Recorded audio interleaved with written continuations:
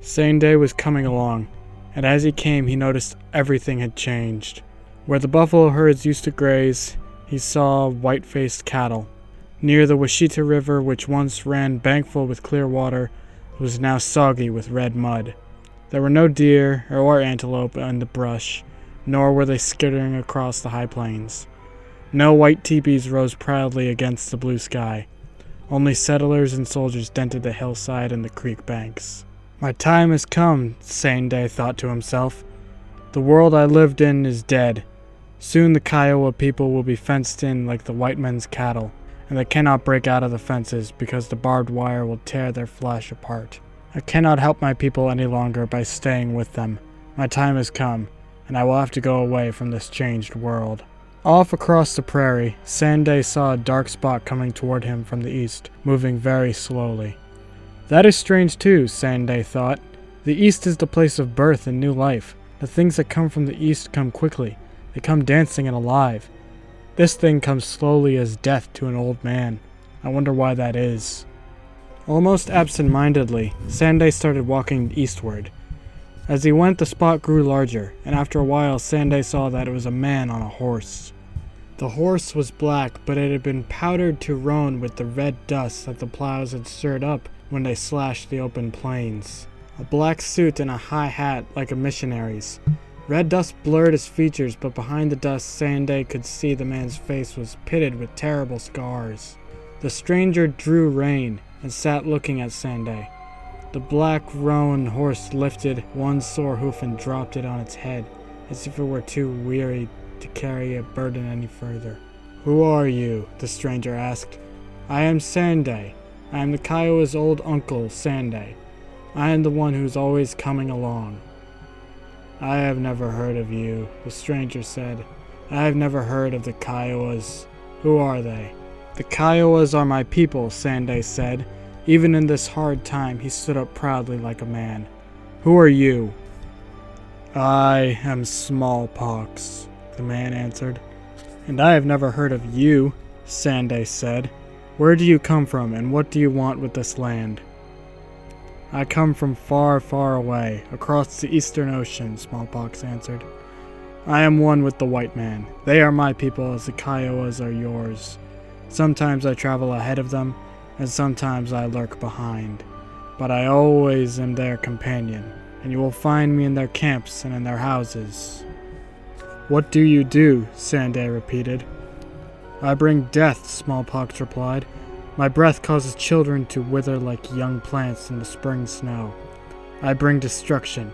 No matter how beautiful a woman is, once she has looked at me, she becomes ugly as death.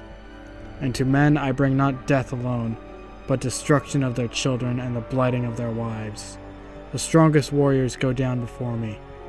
Nobody who has looked at me ever looks the same way again," he chuckled low and hideously. With his raised forearms, Smallpox pushed the dust off his face, and Saynday saw the scars were disfigured. For a moment, Saynday shut his eyes against the sight. Then he opened them again. "Does that happen to all the people you visit?" he inquired. "Every one of them," Smallpox replied. "It'll happen to your Kiowa people too. Where do they live? Take me to them, and I will spare you, even though you have seen my face. If you do not lead me to your people, I will breathe on you and you will die, no matter whose old uncle you are."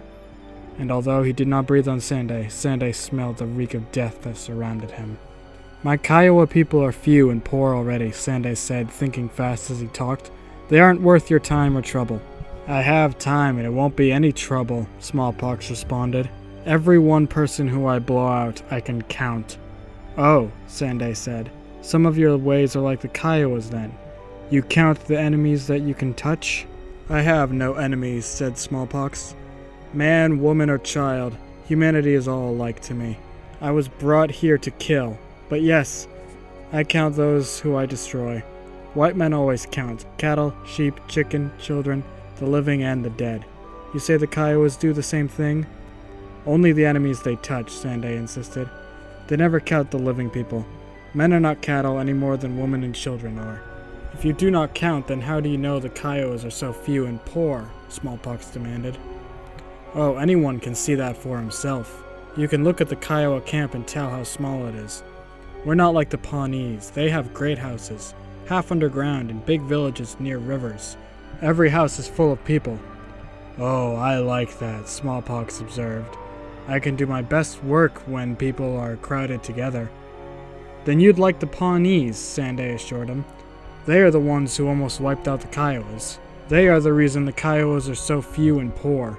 Now Kiowas run away whenever they see a stranger coming, because it might be a Pawnee.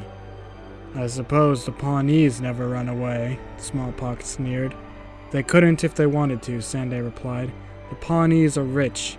They have piles of robes. They have lots of cooking pots and plenty of bedding.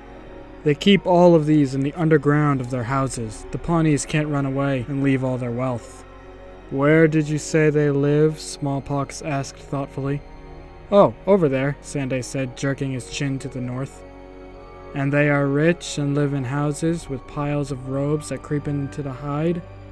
That's the Pawnees, Saynday said jauntily. He began to feel better. The death smell was not so strong now. I think I'll go and visit the Pawnees first, Smallpox remarked. Later on, perhaps I can go back to the Kiowas. You do that, directed Saynday. Go and visit the Pawnees, and when you grow tired there from all the work, come back and visit my poor people. They'll do all they can for you. Good, Smallpox said. He picked up his reins and jerked his weary horse awake. Tell your people when I come, be ready for me. Tell them to put out all their fires. Fire is the only thing in the world that I am afraid of. It is the only thing in God's world that can destroy me. Saynday watched as Smallpox and his death horse traveled north, away from the Kiowas. Then he took a flint and steel and set fire to the prairie grass around his feet. The winds came and carried the fire to make a protection circle around the Kiowas' camps. Perhaps I can still be of some good to my people after all, Saynday said, feeling better. And that was the way it was. That was the way it is. To this day.